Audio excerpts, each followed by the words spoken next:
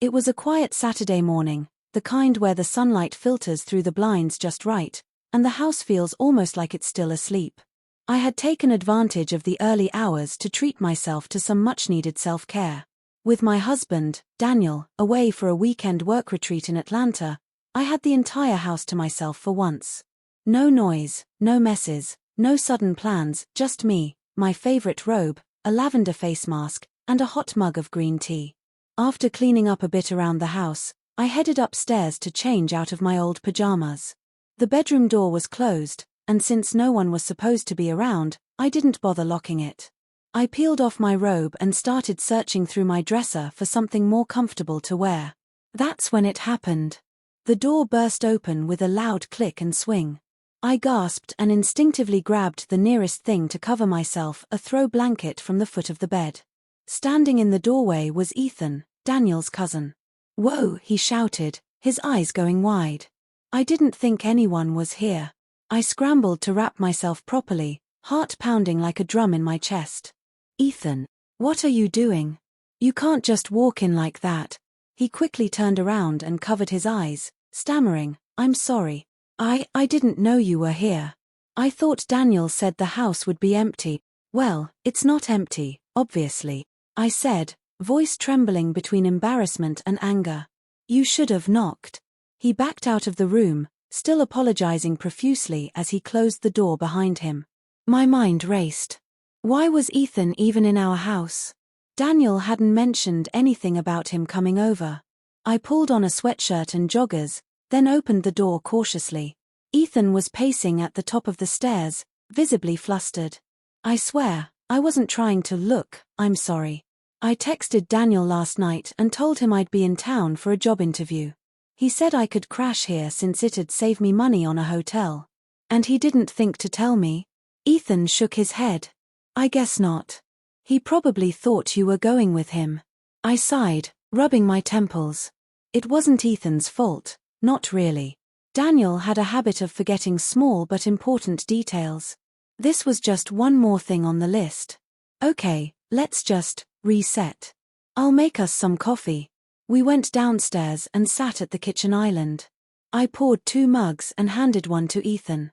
He looked genuinely embarrassed and kept apologizing every few minutes, which only made things more awkward. "Let's move on," I said finally, trying to break the tension. "Tell me about this interview." His eyes lit up. "It's for a software firm just a few miles from here. If it works out, I could be moving to the city permanently." "That's great news," I said, managing a smile. "Daniel would love to have family close by." We talked a bit longer, and the conversation gradually warmed. Despite the rocky start, Ethan had always been easy to talk to, funny, intelligent, respectful. We hadn't spent a lot of one-on-one time before, but there was always a friendliness between us. As the day wore on, the initial awkwardness started to fade. I busied myself with cleaning, and Ethan took a nap in the guest room. Later that evening, I ordered pizza, and we ate while watching a crime drama on TV. For a moment, it actually felt normal. But the incident still lingered at the back of my mind. That night, I went to bed earlier than usual. I was emotionally drained. I shut the door this time and clicked the lock into place. My phone buzzed just as I was settling in. "Daniel." "Hey babe," he said cheerfully on the other end. "How's your weekend going?" "Interesting," I replied. "What do you mean? Did you forget to mention something?" A pause. Like what?" "Like the fact that your cousin was going to show up at our house unannounced." Daniel groaned. "Oh, shoot. I totally forgot to text you. Ethan messaged me last minute. I thought you were coming with me, so I didn't think it would be a problem." Well, it was a problem. He walked in on me while I was changing. "Oh my God. I'm so sorry, Hannah. That's completely my fault." "Yeah.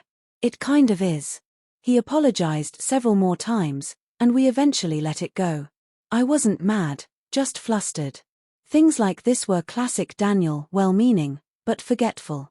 Still, I knew it wasn't something I'd forget easily. The next morning, I woke up to the smell of coffee and bacon. When I came downstairs, Ethan was cooking breakfast. He looked up, smiling sheepishly. My way of apologizing. Hope you like eggs. I appreciated the gesture. The rest of the weekend was far less eventful, thankfully. We both stuck to our corners of the house, only meeting in shared spaces, where everything was now overly polite and carefully choreographed. But it was fine. Tolerable.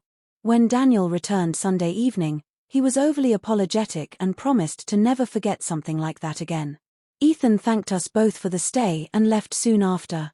A few days passed, and things went back to normal. But the incident left an imprint. Not because anything inappropriate happened, but because it reminded me how small misunderstandings can turn into big discomforts if not communicated clearly. It also reminded me of how vulnerable I can feel in my own home, and how important it is to protect my sense of space and privacy.